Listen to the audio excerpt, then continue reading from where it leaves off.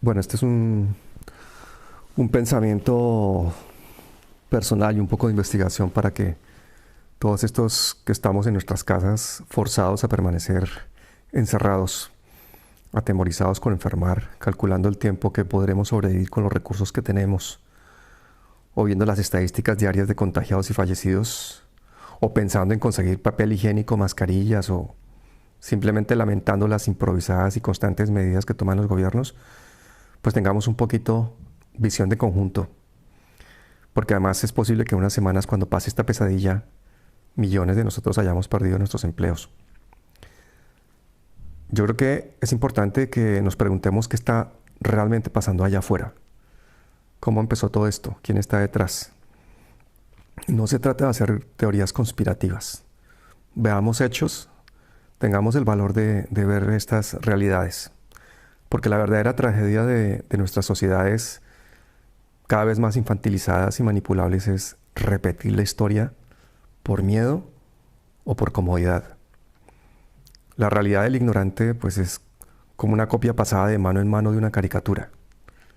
Eso nos impide el análisis y la toma de decisiones que llevaría a cambiar nuestro destino. Por eso quiero compartir un poco con ustedes pues cosas que he estado viendo estos días e investigando. Pensemos que esta expansión de coronavirus por Europa coincide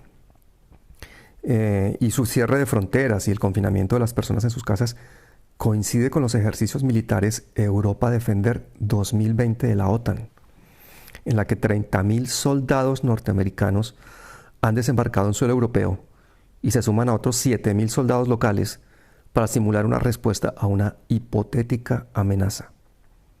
Eso es un mensaje claro, especialmente para Rusia, pero también para China, que son los otros dos ejes del nuevo orden tripolar que hay en el planeta. Esta demostración de fuerza del imperio norteamericano y de la OTAN, que es su brazo armado, pues intenta paliar su decadencia económica y geopolítica. El imperio decadente busca una medida desesperada que vuelva a poner el equilibrio de fuerzas y de terrores a su favor. Es necesaria una terapia de choque. Necesitan resetear el sistema financiero internacional a su favor. Y eso solo es posible con una guerra mundial, un cataclismo planetario o con una pandemia. Allí es cuando aparece como por arte de magia el coronavirus. Bueno, arte de magia no, porque ya se empiezan a acumular las evidencias científicas de que el COVID-19 se originó en Estados Unidos. Eso ya lo van mostrando publicaciones de epidemiólogos japoneses y taiwaneses. Veamos esto. Estados Unidos tiene los 5 tipos principales de coronavirus que existen, mientras que en Wuhan, la ciudad china donde empezó la epidemia, solo hay uno. Lo que mucha gente ignora, y es cuando ya se nos empieza a poner la piel de gallina, es que justo en Wuhan, en esa ciudad china, se celebraron en octubre del 2019 los 7º Juegos Militares Mundiales, que participaron 9.600 atletas de 104 países. A esta concentración asistieron militares norteamericanos que luego murieron por coronavirus, según las declaraciones del propio director del Centro de Prevención de Enfermedades Infecciosas de Estados Unidos, un señor que se llama Robert Redfield. El Ministerio de Relaciones Exteriores chinos ha dicho que puede que el ejército norteamericano haya llevado esa epidemia a Wuhan y ha pedido explicaciones a Washington. Y razones no le faltan, porque entre otras cosas, 2 meses antes de los Juegos, hubo numerosos brotes de neumonía similares en Estados Unidos que se atribuyeron a los famosos cigarrillos electrónicos.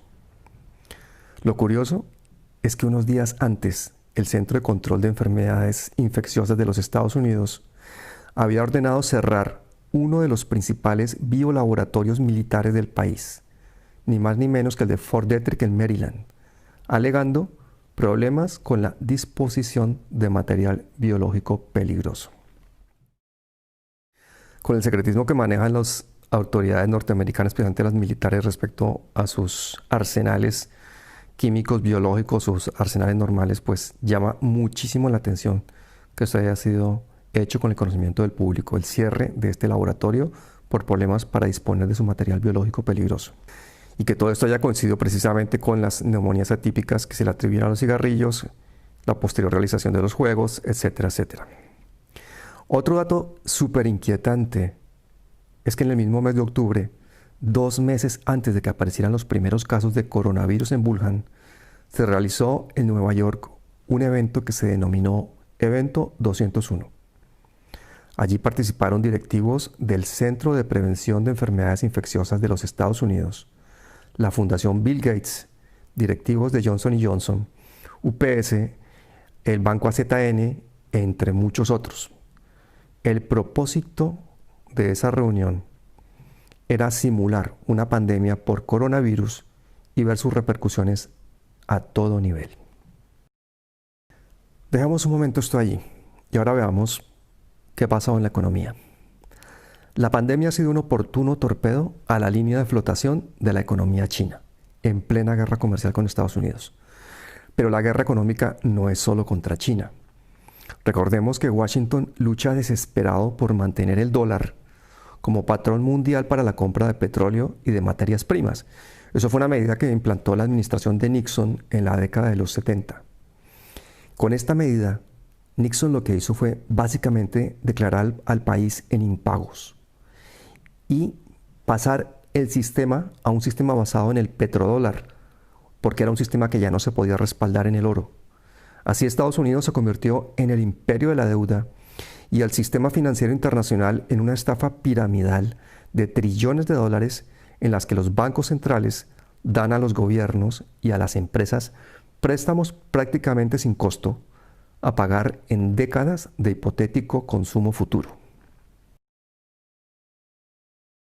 El riesgo, por supuesto, como ustedes se imaginarán, para las élites es cero, porque las puertas giratorias del poder permiten el rescate de los bancos y de las grandes empresas, pero no el de los trabajadores. Los imperios saben perfectamente que a medida que los pobres naufragan en su precariedad, pues presentan cada vez menos resistencia, y si esta siempre se puede reprimir con la hegemonía de la fuerza que poseen los gobiernos. Y Estados Unidos es el mayor vendedor de armas del mundo. Países enteros que empezaban a movilizarse con valor y dignidad para recuperar algo de bienestar social tras 50 años de neoliberalismo salvaje y opresión, como es el caso del narcoestado colombiano, gobernado a la fuerza por terratenientes, narcotraficantes y políticos corruptos, han tenido que suspender sus marchas de protesta y quedarse en casa viendo cómo se agrava su crisis económica familiar. Pero la crisis se veía venir. Los Rothschild, los banqueros sionistas dueños del planeta, hace año y medio que empezaron a vender todos sus fideicomisos y salieron del sistema bancario. Y muchos esperan su oportunidad para hacerse ricos en este caos. Pero otros ya lo han hecho desde su diseño. Eso sucedió, por ejemplo, en el año 2003, cuando la epidemia de gripe aviar, en la que hubo muy pocos muertos al final. Pero recordemos que en esa época, Donald Rumsfeld, que fue el secretario de Defensa de Bush del 2001 al 2007, fue el director hasta el 2001 de una compañía que se llama Gilead Sciences. Esa compañía fue la que vendió la patente a los laboratorios Roche del antiviral Tamiflu, que se vendió como pan caliente durante esa epidemia. Era de dudosa efectividad, pero solamente en los Estados Unidos facturó más de 2 billones de dólares. El hecho de que el dólar terminó siendo la divisa de la Reserva Mundial de Materias Primas le otorgaba a Estados Unidos una ventaja fundamental, un derecho feudal que le permitía quedarse con un porcentaje de cada transacción hecha en cualquier parte del mundo. Y esa es la pelea. Por eso Rusia y China mantienen un pulso con Estados Unidos, para cambiar este patrón del petrodólar por una moneda competitiva respaldada por oro, petrodólar. La fortaleza de Estados Unidos es esa moneda. El coronavirus impone de nuevo una vieja herramienta necesaria para los imperios y para los estados fascistas: el miedo. El desplome de las bolsas y los mercados crea pobreza e incertidumbre. El despido masivo de millones de trabajadores sucede al mismo tiempo que los directores generales de las grandes multinacionales dimiten en masa y se van con sus bolsas de dinero a sus paraísos privados. Los especuladores compran a precio de ganga todo tipo de bienes, mientras que los pequeños y medianos empresarios se van a pique. La clase media se contrae, se acumula más riqueza en menos manos y crece la desigualdad por todo el mundo. Los dueños del mundo le dirán a sus títeres con la excusa de reactivar la economía mundial que rescaten a la banca y a las empresas, que son demasiado grandes para caer. Eso pasó en la crisis financiera del 2008. Y nuevamente seremos todos los que pagaremos los platos rotos y no los responsables de esas crisis. Esos se van a hacer más ricos. El oportunismo llama a todas las puertas. De hecho, Trump ofreció, por ejemplo, $1.000 millones a los científicos alemanes de una prestigiosa empresa de vacunas que se llama CureVac, que está liderando los esfuerzos en el desarrollo de una vacuna contra el coronavirus. Pero la oferta de Trump era para su uso exclusivo en Estados Unidos. Por supuesto, la empresa rechazó la oferta, dijo que la vacuna debía estar disponible para todo el mundo. A partir de entonces, la Casa Blanca ha empezado a hacer una gran propaganda a favor de una empresa norteamericana que se llama Moderna, que dicen que está desarrollando también una vacuna. Y eso ha disparado las acciones de esa empresa en Wall Street. Pero no hay nada más incómodo que un defensor de derechos humanos o un historiador riguroso para el poder. O todavía peor, una fuente de información independiente como Julian Assange, como Snowden. Este es un mundo gobernado por señores de la guerra y multinacionales. Y personajes como los ambientalistas brasileños o los líderes sociales colombianos son considerados peligrosos.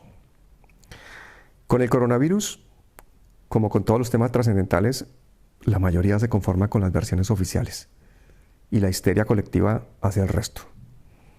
El individuo piensa, el rebaño no.